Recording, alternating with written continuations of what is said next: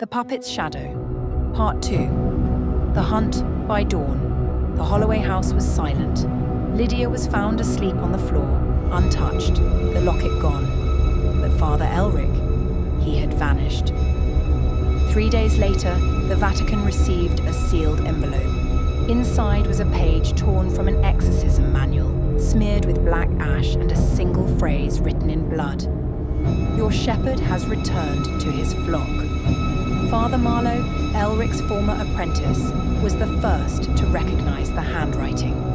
He had studied under Elric years ago, before whispers spread that his mentor's rituals went beyond scripture.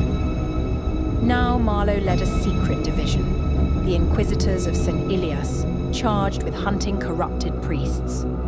He gathered his team in the candlelit crypt below St. Aveline's church. "Find him," Marlowe ordered. "He's no longer a man.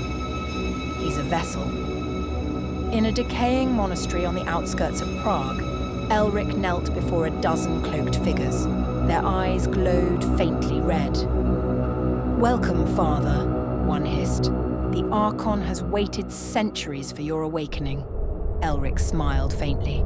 "Then, let us begin. The Church built its empire on fear of us. It's time to remind them why." He raised his hand and the shadows behind him formed the vague shape of wings. Weeks later, reports spread. Monks found with burned eyes, priests speaking backward prayers, cathedrals where crucifixes hung upside down by unseen hands. Marlowe followed the trail until it led to an abandoned abbey in the woods. His team entered with salt, relics, and blades dipped in sanctified oil. Inside, the air tasted metallic. Candles burned black. At the altar stood Elric, calm, radiant, eyes aglow like twin embers. "Do you even know what you're fighting, child?" he asked softly. "The Church wasn't built to destroy demons. It was built to contain them. We were their caretakers. Their voices made your prayers." Marlowe tightened his grip on his cross. "You're lying." Elric's grin deepened. "Am I?" He gestured, and from the walls faint chanting began. Holy verses but twisted, recited in reverse. The marble floor cracked, light seeping up from below like fire under glass. The demon's presence surged, filling Elric, lifting him above the ground.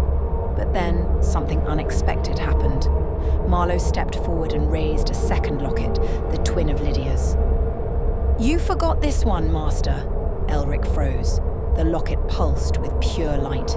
The shadows around him shrieked. "You used the lockets to anchor your curse," Marlowe said.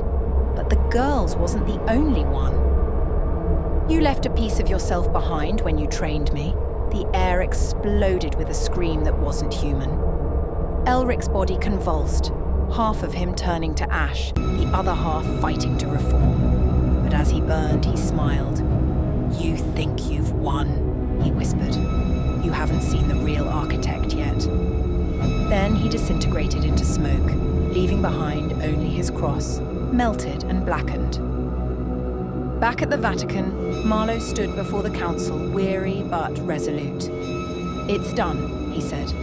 But the cardinal smiled faintly, fingers brushing something hidden beneath his robes. The faint gleam of gold caught Marlowe's eye. A locket. "Indeed," the cardinal said, his voice subtly layered, two tones speaking in one. "It is only beginning."